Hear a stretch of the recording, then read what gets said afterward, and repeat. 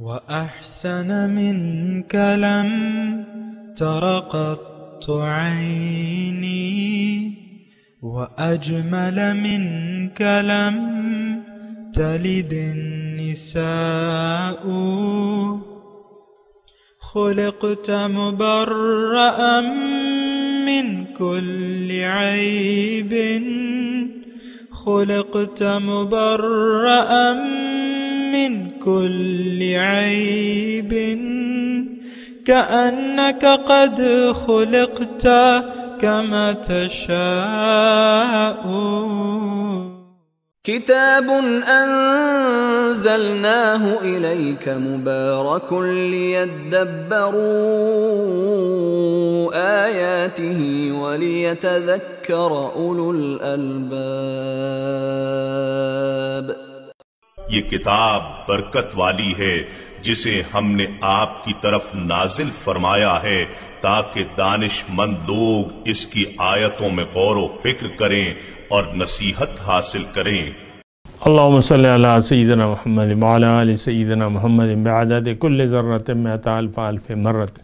سامعین و ناظرین کرام، السلام علیکم ورحمۃ اللہ وبرکاتہ.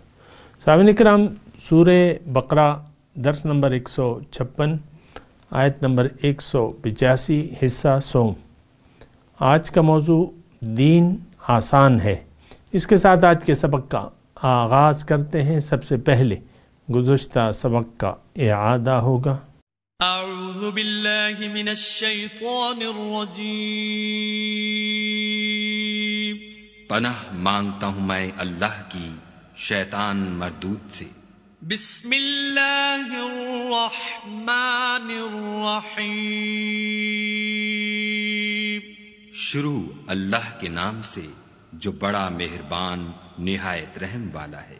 شہر رمضان الذي انزل فيه القرآن هدى للناس وبينات من الهدى والفرقان فمن شهد منكم الشهر فليصمه ومن كان مريضا أو على سفر فعدة من أيام أخر يريد الله بكم اليسر ولا يريد بكم العسر ولتكملوا العدة ولتكبروا الله على ما هداكم ولعلكم تشكرون.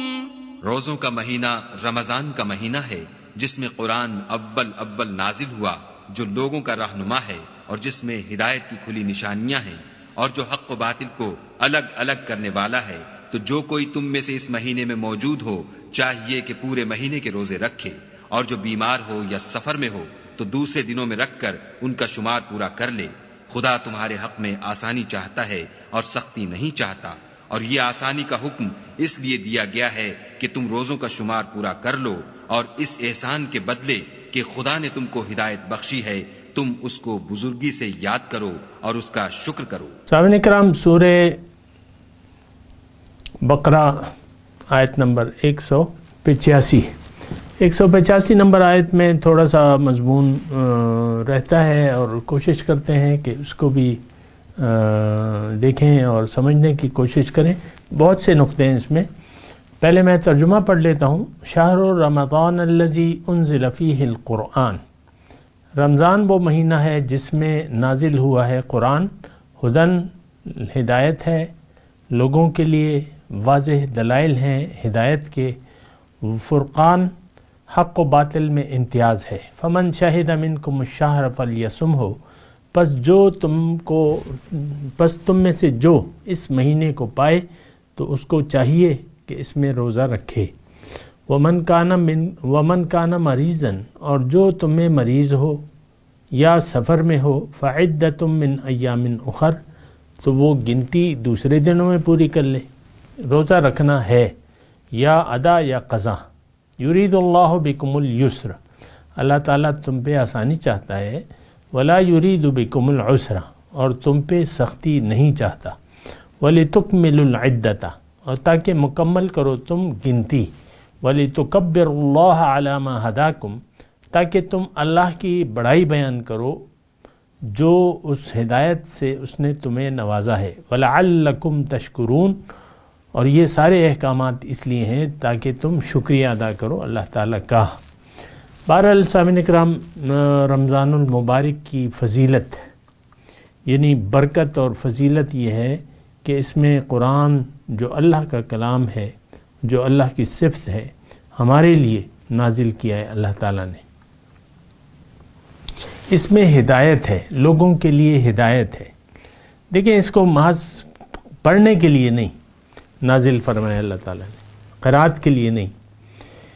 یہ صرف کتاب تلاوت نہیں ہے، اگرچہ اس کی تلاوت جائز ہے اور باعث ثواب ہے، لیکن اس کی اصل جو وجوہات ہیں نزول کی، وہ اس آیت میں بیان ہو رہی ہیں۔ ایک تو یہ ہدایت ہے، اور اس میں واضح نشانیاں ہیں ہدایت کی، اور فرقان ہے، حق و باطل میں امتیاز۔ اور مجھے افسوس سے یہ کہنا پڑتا ہے کہ یہ تینوں چیزیں جو ہیں یہ ہم قرآن سے اس وقت حاصل نہیں کر رہے۔ دیکھیں، قرآن کے بارے میں آپ کو ایک بات کہوں کہ ہم انسان جب زمین پہ آتا ہے نا تو یہ اندھیرے میں ہوتا ہے، اس کو روشنی کی ضرورت ہوتی ہے۔ یہ مردہ ہوتا ہے، اس کو زندگی کی ضرورت ہوتی ہے۔ یہ بیمار ہے، اس کو شفا کی ضرورت ہے۔ یہ تین باتیں ذرا نوٹ کر لیں۔ اصل میں اور آپ جن لوگوں کے ہجوم میں رہ رہے ہیں، وہ معاشرہ جو ہے قطعاً اس بات پر اس کا یقین نہیں ہے کہ ہم مردہ ہیں، ہم بیمار ہیں یا ہم اندھیرے میں ہیں۔ ہم میں سے ہر شخص اپنے آپ کو روشنی میں سمجھتا ہے، سمجھدار سمجھتا ہے۔ آپ دیکھ لینا، یہ بڑے بڑے یعنی چھوٹے لوگ جو گھر میں خاتون خانہ ہے، اس کا تو کیا کہنا، وہ تو کہتا ہے میں سمجھتی ہوں، میرے علاوہ جو ہے۔ اسی طرح ہمارے گھر میں جو اختلافات پیدا ہو جاتے ہیں اور جو جھگڑے ہوتے ہیں، وہ یعنی خواتین کا ایک مجمع ہوتا ہے گھر میں، ایک بہو ہے، ایک اس کا سسر ہے، ایک اس کی ساس ہے، ایک اس کی دیورانی ہے، ایک جیٹھانی ہے، اور باقی ساری جو یعنی لیڈیز کا آپس میں آپ دیکھ لیں، ان میں کبھی بنتی نہیں ہے آپس میں، کسی نہ کسی جگہ پر اختلاف رہتا ہے، اور گھر میں ناراضگیاں اور یہ چلتے رہتے، جھگڑے اور ناراضگیاں ایک ہی گھر میں رہتے ہوئے۔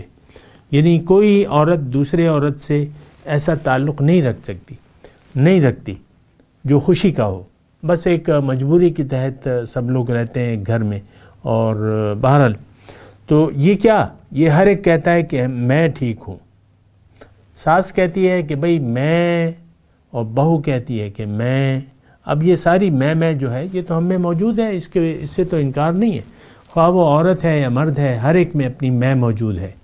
اور میں آپ کو یہ کہہ رہا ہوں، میں یہ صرف گھر کی مثال دے رہا ہوں، گھر کے مرد اور خواتین یہ ساری میں مبتلا ہیں۔ خاوند اور بیوی کے عام طور پہ جھگڑے نہیں ہوتے، شادی سے پہلے آئی لو یو، اور اس کے بعد جو ہے آئی ہیٹ یو۔ شوہر جو ہے وہ اکثر گلے شکوے، بیوی کے اپنے گلے شکوے ہوتے ہیں، تو یہ دونوں جو ہے راضی نہیں ہوتے۔ اس کی وجہ یہ ہے کہ کوئی بھی اپنی انا کو چھوڑنے کے لیے تیار نہیں ہے، اور انا تو انسان سے چھوٹتی نہیں ہے جب تک یہ اللہ کا نہ ہو جائے، اللہ کا بندہ نہ بن جائے۔ یہ انا تو ساتھ چلتی ہے انسان کی۔ لیکن میں آپ سے دوسری بات کہہ رہا تھا، جو یہ یعنی جو آیت ہم پڑھ رہے ہیں قرآن کے بارے میں، یہ ہدایت ہے لوگوں کے لیے، اس میں واضح نشانیاں ہیں، اور یہ فرقان حق و باطل کے درمیان امتیاز کرنے۔ اب یہ تینوں چیزوں کی ہم ضرورت نہیں محسوس کرتے، اس بات پہ بھی تو ذرا آپ غور کریں نا۔ قرآن کو رمضان میں خاص طور پہ آپ کا قرآن سے تعلق آپ بڑھا لیتے ہیں، صرف پڑھنے کی حد تک۔ خواتین جو ہیں سارا سال قرآن کو چھوڑے رکھتی ہیں، رمضان میں قرآن کو اٹھا لیتی ہیں، اور پھر وہ کوشش کرتی ہیں کہ ہم پورا پڑھ لیں، 30 سپارے پورے پڑھ لیں، اور پڑھ لیتی ہیں تو بس لڈو برفی منگوا کے بات ختم ہو جاتی ہے، پھر سارے سال کے لیے بھول جاتی ہیں۔ عام طور پہ تو ہمارا رویہ جو ہے قرآن کے ساتھ وہ بہت زیادہ شرمناک ہے۔ یہ الفاظ مجھے کہتے ہوئے کوئی ہچکچاہٹ نہیں ہو رہی، آپ خود دیکھیں۔ قرآن تو ہدایت ہے، اس میں قرآن تو راستہ بتاتا ہے، قرآن تو فرقان ہے، لیکن ہم تو اندھیروں کے پجاری ہیں، ہمیں تو ہدایت ہو چکی ہے دنیا کے بارے میں، ہم جانتے ہیں کہ کس کاروبار میں فائدہ زیادہ ہے اور کس نوکری میں زیادہ تنخواہ ہے یا کس نوکری میں بالائی یا مدنی زیادہ ہے، ہمیں معلوم ہے۔ ٹھیکیدار بن جاؤ، کمیشن دے کے مال گھٹیا لگاؤ۔ عام طور پہ آپ دیکھیں ہماری سڑکوں کا حال دیکھ لیں، ٹھیکیدار جو بناتے ہیں وہ سال 2 سال بعد ٹوٹ پھوٹ کا شکار ہو جاتی ہیں۔ ہر جگہ ہر محکمے میں یہ باتیں ہیں۔ بہرحال میں اپنی موضوع کی طرف ہی رہوں گا کہ انسان جب پیدا ہوتا ہے سامعین اکرام تو یہ اندھیرے میں ہوتا ہے، اس کو روشنی کی ضرورت ہے۔ یہ گمراہ ہوتا ہے، اس کو ہدایت کی ضرورت ہوتی ہے۔ یہ مردہ ہوتا ہے، اس کو زندگی کی ضرورت، یہ بیمار ہے، اس کو شفا کی ضرورت ہے۔ یہ ساری آپ مان لیں کہ یہ چیزیں ہیں ابتدائی طور پہ۔ اگر آپ قرآن سے استفادہ نہیں کر رہے، اگر اللہ آپ کی منزل نہیں ہے، تو پھر آپ کو دیکھیں اصلاح کی ضرورت ہے۔ اور دیکھیں یہ زندگی تو جو ہم زندگی گزار رہے ہیں، ہم تو موت کو اس زندگی کا اختتام سمجھتے ہیں، لیکن حقیقت یہ ہے کہ موت کے وقت ہماری ایک نئی زندگی شروع ہو جاتی ہے۔ آنکھیں ہماری کھل جاتی ہیں، باطنی آنکھیں کھل جاتی ہیں، پردے ہٹ جاتے ہیں اور ایک نئی زندگی کا آغاز ہوتا ہے۔ آپ کو معلوم نہیں ہے قبر کی زندگی حق ہے، قرآن میں اس کا تذکرہ ہے، حضور صلی اللہ علیہ وسلم نے اس کی ہدایت بیان کی ہے۔ جب لوگ چلے جاتے ہیں فرشتے آتے ہیں، میت کو اٹھا کے بٹھا دیتے ہیں اور روح اس میں واپس لے آئی جاتی ہے اور اس سے سوال جواب کا سلسلہ شروع ہو جاتا ہے، پھر عذاب اور ثواب کا بھی سلسلہ شروع ہو جاتا ہے۔ یہ یاد رکھیں کہ قبر جو ہے وہ ایک گڑھے کا نام نہیں ہے، یہ عالم قبر ہے، عالم قبر، عالم برزخ اسے کہتے ہیں۔ اگرچہ یعنی یہاں بھی ہماری روح کو خوشی اور غم ہماری روح محسوس کرتی ہے، بے چینی اور اطمینان ہماری یہاں بھی روح کو ہوتا ہے، جسم کو تھوڑا سا اس کا احساس ہوتا ہے، لیکن اصل جو خوشی ہے وہ ہماری روحانی خوشی ہے۔ یہاں کی اگر پریشانیاں ہیں تو وہ ہماری روح بے چین ہوتی ہے تو ہم بے چین ہوتے ہیں۔ بہرحال میں آپ کو یہ کہہ رہا ہوں کہ زندگی کا اختتام جو ہے موت، یہ اختتام نہیں بلکہ ایک نئی زندگی کا آغاز ہو جاتا ہے، اور اس میں جو ہے وہ سارا کچھ ہوتا ہے جو کہ بیان کیا گیا ہے۔ فَرَوْحٌ وَرَيْحَانٌ امکان من اصحاب الیمین، یہ ساری تفسیر قرآن میں آئی ہے، آ جائے گی انشاءاللہ اپنی جگہ پہ۔ تو ہدایت، اب ہدایت کی مجھے ضرورت کیا ہے؟ دیکھیں دنیا ہی اگر ہماری منزل ہوتی تو ہمیں تو ہدایت کی ضرورت نہیں ہے۔ تجربات سے ہم سیکھتے ہیں نا، اپنے بیٹے کو آپ دکان میں بٹھا دیں، آہستہ آہستہ وہ پکا دکاندار بن جائے گا بغیر کسی کی ہدایت کے، تجربات سے۔ لیکن یہ ہدایت کوئی الگ چیز ہے، اور یہ اس منزل کا راستہ بتاتی ہے، وہ راستہ بتاتی ہے جس کا ہمیں علم نہیں ہے۔ قرآن ہمیں سیدھا راستہ بتاتا ہے، اور وہ سیدھا راستہ اللہ کا راستہ ہے، اور یہ راستہ سیدھا اللہ تک جا پہنچتا ہے۔ یہ بات نوٹ کر لیں چھوٹی سی۔ اللہ تو ہماری نہ منزل ہے نہ بنانا چاہتے ہیں، یہ بات بھی آپ کے زیر نظر رہنی چاہیے۔ آپ دیکھ لیں، خود اپنی زندگی پہ سوچیں نا، آپ نے کیا اپنے آپ کو مٹی کا ایک ڈھیر آپ نے اپنے آپ کو سمجھ لیا ہے، اور مٹی کے لیے آپ زندگی گزار رہے ہیں۔ یہ تو کوئی زندگی نہ ہوئی۔ آپ مادہ پرست ہیں، آپ مادے کے لیے زندگی گزار رہے ہیں، یہ میری بیوی، یہ میرا شوہر، اور یہ سارا بس آپ کا، یہ میرے بچے، یہ میرا کاروبار، اور یہ میرا بینک بیلنس، اس کے علاوہ آپ کی کوئی سوچ ہی نہیں ہے۔ نہیں، ایسا نہیں ہے۔ آپ کا یہاں کچھ بھی نہیں ہے۔ آپ کا نیک رویہ یا برا رویہ وہ آپ کا ہے، یہ آپ کے اس زندگی میں بھی یا آپ کے کام آئے گا یا آپ کے خلاف ہوگا۔ جو آپ نے رویہ اپنا لیا ہے زندگی کے بارے میں، یا تو اس رویے کی بدولت آپ پریشان زندگی گزاریں گے، یا اس اچھے رویے کی بدولت، اچھی نیت کی بدولت آپ ایک پرسکون اور اطمینان والی زندگی گزاریں گے۔ دیکھیں یہاں نتائج کا آغاز ہو جاتا ہے، یہ بات میں آپ کو یعنی بالکل کھلے طور پہ کہہ رہا ہوں، اعمال کے نتائج کا آغاز دنیا میں ہو جاتا ہے۔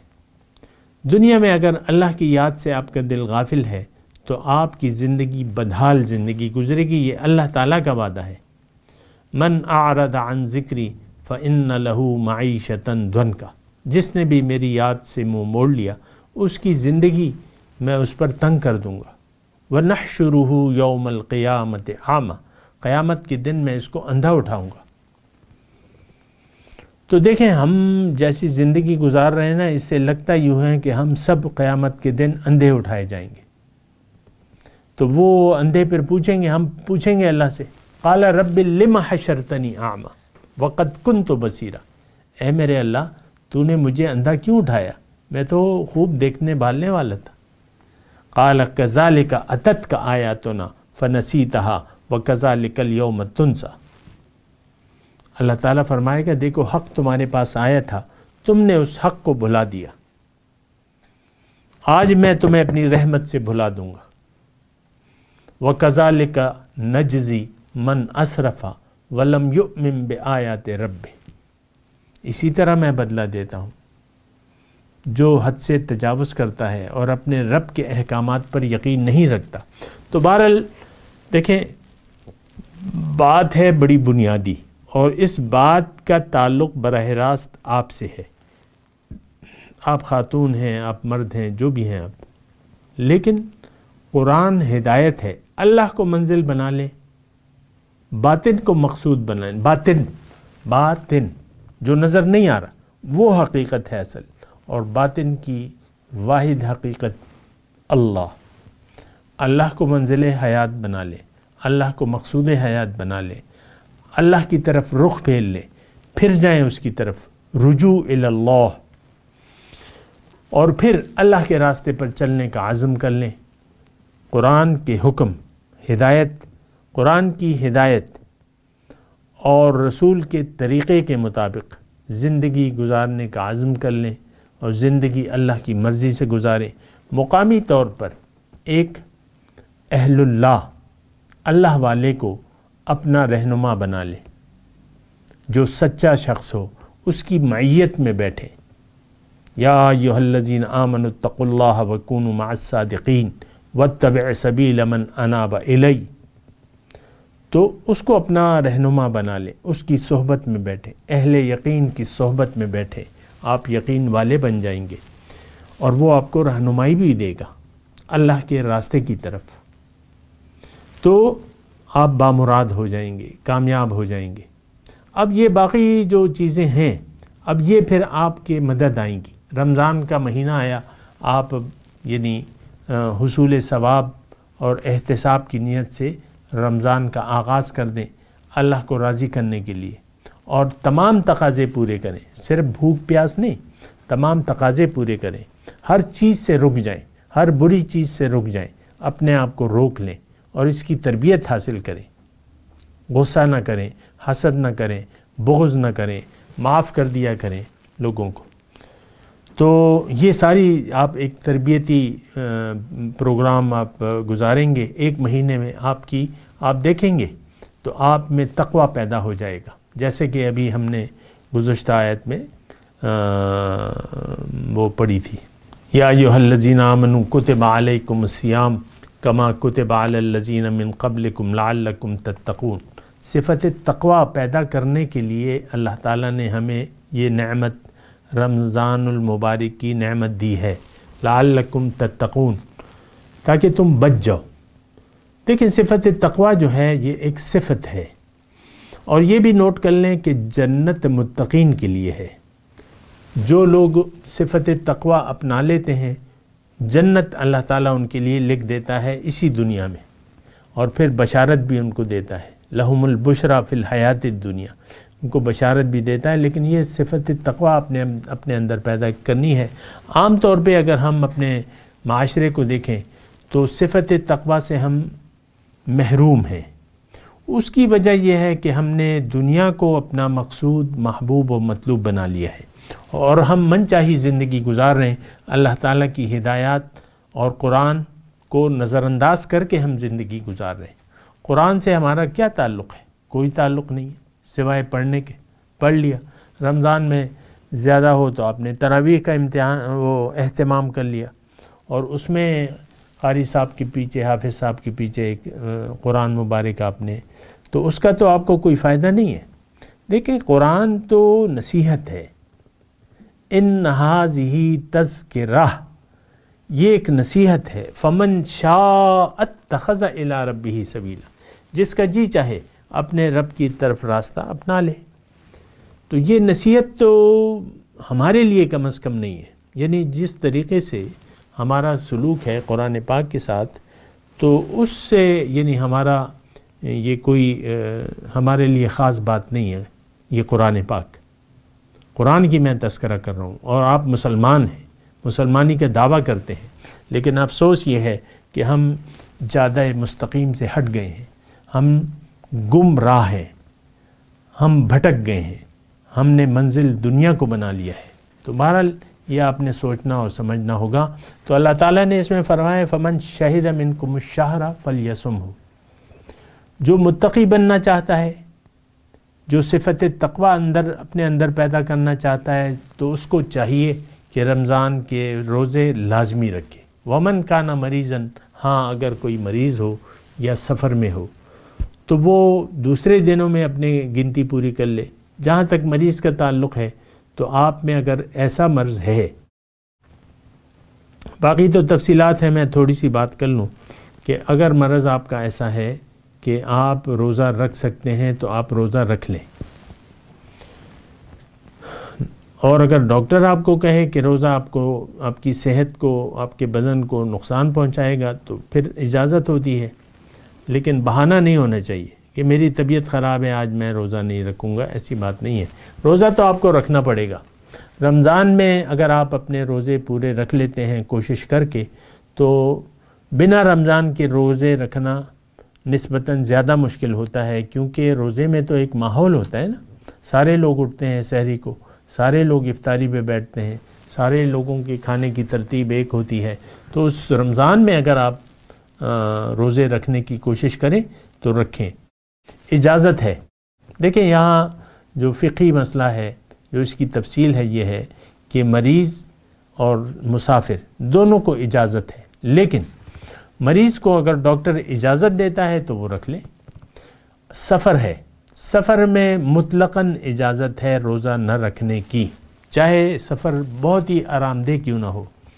پہلے تو پیدل لوگ سفر کرتے تھے، اور تو یعنی بعض لوگوں کے ذہن میں ایسا ہے کہ بھئی آج کل کے تو سفر، بھئی دین کے بنانے والے تو تم نہیں ہو، دین ہدایت تو اللہ تعالیٰ کی طرف سے ہے، اب تم اس میں اپنی میم میخ کیوں نکال رہے ہو کہ پہلے ایسا تھا اب تو ایسا نہیں ہے، اب تو ہم رکھیں گے اور ضرور رکھیں گے۔ دیکھیں حضور صلی اللہ علیہ وسلم کے زمانے میں بھی سفر پہ تھے صحابہ کرام، کسی نے رکھا کسی نے نہ رکھا، حضور صلی اللہ علیہ وسلم خاموش رہے، کسی کو بھی جنہوں نے رکھ لیا ان کو بھی برا نہیں کہا، جنہوں نے نہ رکھا تو اس کی تو اجازت تھی۔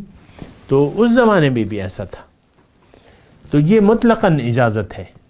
اور سفر کی آپ کو معلوم ہے کہ 85 کلومیٹر اندازاً، کم و بیش 85 ایسا وہ علماء کو معلوم ہوگا، تو اتنا سفر ہو اور آپ گھر سے نکل جائیں، 15 دن سے جو ہے 15 دن سے کم تو آپ مسافر ہیں، ٹھیک ہے، آپ 10 دن کے لیے کہیں چلے گئے تو وہاں آپ افطار کر سکتے ہیں، یہ شرعی طور پہ آپ کو اجازت ہے۔ لیکن اگر آپ روزہ رکھ لیں تو بہتر ہے آپ کے لیے، وَأَن تَصُومُوا خَيْرٌ لَكُمْ۔ تو اصل میں کیا ہے؟ اصل میں یہ ہے کہ اللہ تعالیٰ تو آپ کی تربیت چاہتا ہے، سختی آپ کو نہیں کرنا چاہتا۔ اب مریض اور سفر کی حالت میں اگر اللہ تعالیٰ حکم دے دیتا تو وہ پھر ذرا تنگی ہوتی، مریض ہے یا سفر ایسا ہے تو تنگی ہوتی، لیکن اللہ تعالیٰ نے کہا کہ میں تم پہ سختی نہیں چاہتا، اے لوگوں، میں تم پہ آسانی چاہتا ہوں، آسانی چاہتا ہوں۔ یہ ایک جو اللہ تعالیٰ کا فرمان ہے، اس کو تھوڑا سا ذہن میں رکھیں۔ ہمارا عام طور پہ یہ خیال ہوتا ہے کہ دین مشکل ہے، دین مشکل ہے. مکمل دین کو اول تو یعنی ہماری تو بات ہی بہت یعنی بری ہے، ہماری جو حالت ہے بہت بری ہے. وہ یہ ہے کہ دین کی حقیقت سے نہ تو ہم آگاہ ہیں نہ آگاہ ہونا چاہتے ہیں. اللہ کو ہم اللہ ہماری منزل نہیں ہے، نہ ہم منزل بنانا چاہتے ہیں. ہم زندگی دنیا کے لیے گزارنا چاہتے ہیں، اور یہ بڑی خطرناک بات ہے. سامنے کرم دنیا کے لیے آپ نے زندگی گزارنے کا ارادہ کر لیا تو آپ لعنتی ہیں. اور یہ تو حدیث کا مفہوم ہے، الدنیا ملعون وملعون ما فیہا الا ذکر اللہ وما والہ. دنیا لعنتی ہے، اللہ کی یاد اگر نہ ہو تو دنیا لعنتی ہے. آپ اور لعنتی وملعون ما فیہا، جو اس میں ہے، جو اس کا طلبگار ہے یا جو بھی اس میں ہے تو وہ لعنتی ہے. تو بہرحال یہ ساری باتیں ہمیں تو اس بات کی کوئی پرواہ نہیں ہے. بس پیسے ملتے رہیں، زندگی عیش و آرام میں گزرتی رہے، ہم چاہے لعنتی بن جائیں، چاہے رسول کی باتوں کی، اللہ کی باتوں کی ہمیں تو کوئی اہمیت اور حیثیت نہیں ہے ہماری نظر میں. بہرحال ہونی چاہیے. تو یہ ہے یرید اللہ بکم الیسر ولا یرید بکم العسر. اللہ تعالیٰ تم پہ تنگی نہیں چاہتا. تو میں آپ کو یہ کہہ رہا تھا کہ یہ معاملہ ساری زندگی میں اللہ تعالیٰ کا ہم سے ہے. ہر معاملے میں اللہ تعالیٰ نے آسانیاں پیدا کرتی ہیں. نماز کے بارے میں آپ دیکھیں، نماز وقت پر فرض ہے اور نماز کی چھوٹ نہیں ہے. ہاں، کھڑے ہو کر نماز پڑھنا لازم ہے، فرض نماز. لیکن اگر نہیں آپ کر سکتے تو بیٹھ کے پڑھ لیں. بیٹھ کے نہیں پڑھ سکتے لیٹ کے پڑھ لیں. لیٹ کے آپ حرکت نہیں کر سکتے تو انگلی کے اشارے سے پڑھ لیں.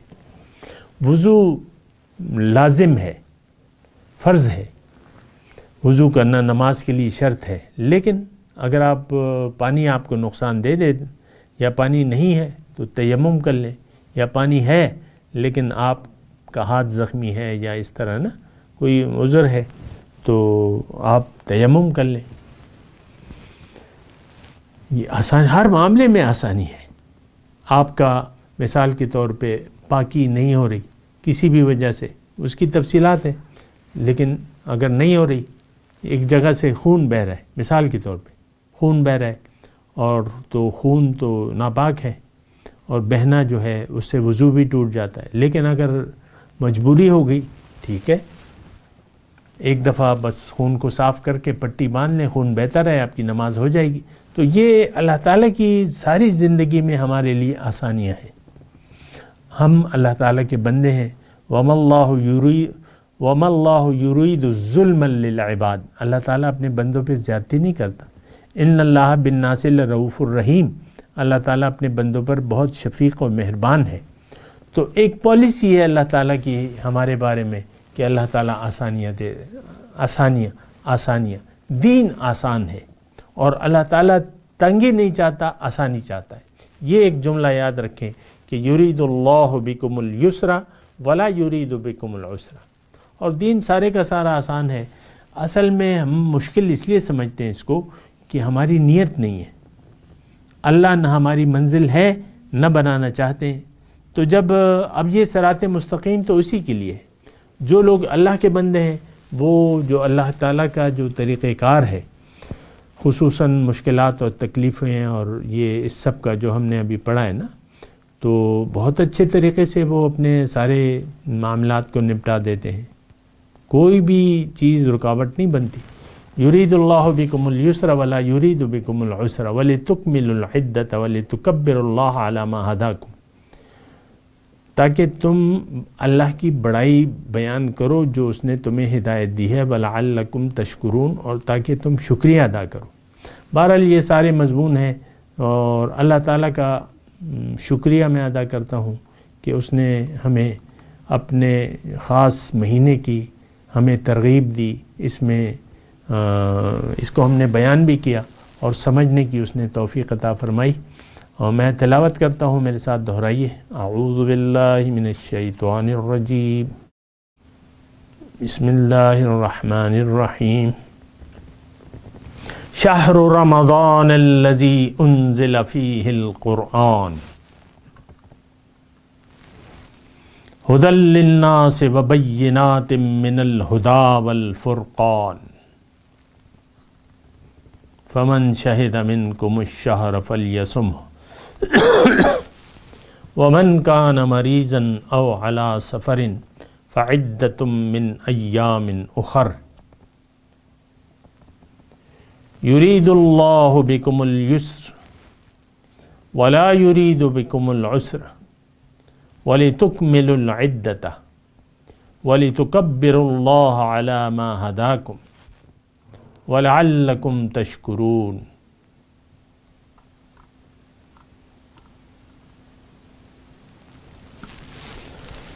جی ترجمہ سنا دیں۔ شہر رمضان الذی انزل فیہ القرآن، رمضان کا مہینہ وہ مہینہ ہے جس میں نازل فرمایا ہے اللہ نے قرآن، ھدی للناس وبینات من الھدی والفرقان، ہدایت ہے لوگوں کے لیے اور واضح نشانیاں ہیں اس میں ہدایت کی، اور یہ حق و باطل میں فرق کرنے والا ہے۔ فمن شہد منکم الشہر فلیصمہ، اب جو حاضر ہو اس مہینے میں تو اس کو چاہیے کہ اس کو روزہ رکھے۔ ومن کان مریضا او علی سفر، اور جو مریض ہے یا کسی سفر میں ہے، فعدۃ من ایام اخر، تو یہ گنتی پوری کرے گا دوسرے دنوں میں۔ یرید اللہ بکم اليسر، اللہ چاہتا ہے تم پر آسانی، ولا یرید بکم العسر، اور نہیں چاہتا تم پر تنگی، ولتکملوا العدہ، اور تاکہ تم گنتی پوری کرو دوسرے دنوں میں، ولتکبروا اللہ علی ما ھداکم، اور تاکہ تم بڑائی بیان کرو اللہ کی جو اس نے تمہیں ہدایت دی ہے، وَلَعَلَّكُمْ تَشْكُرُونَ، تاکہ تم شکریہ ادا کرو۔ اب ان آیت کی تلاوت اور ترجمہ۔ اعوذ باللہ من الشیطان الرجیم،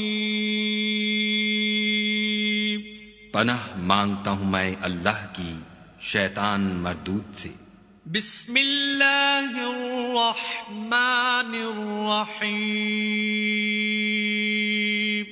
شروع اللہ کے نام سے جو بڑا مہربان نہایت رحم والا ہے۔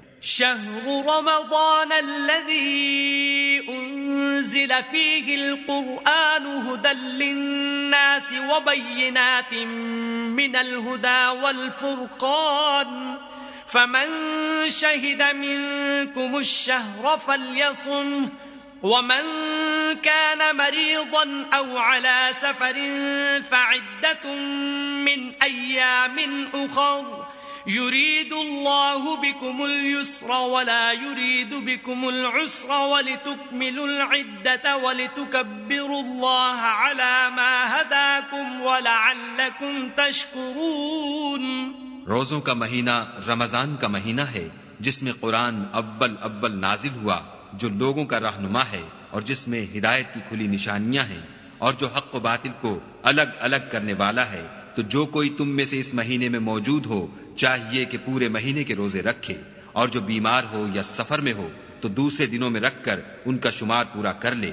خدا تمہارے حق میں آسانی چاہتا ہے اور سختی نہیں چاہتا، اور یہ آسانی کا حکم اس لیے دیا گیا ہے کہ تم روزوں کا شمار پورا کر لو، اور اس احسان کے بدلے کہ خدا نے تم کو ہدایت بخشی ہے تم اس کو بزرگی سے یاد کرو اور اس کا شکر کرو۔ اس کے ساتھ ہی سامعین کرام آج کے درس کا وقت اختتام کو پہنچا۔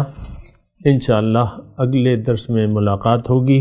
وآخر دعوانا ان الحمدللہ رب العالمین، والسلام علیکم ورحمۃ اللہ وبرکاتہ۔ مولاي صل وسلم دائما ابدا على حبيبك خير الخلق كلهم۔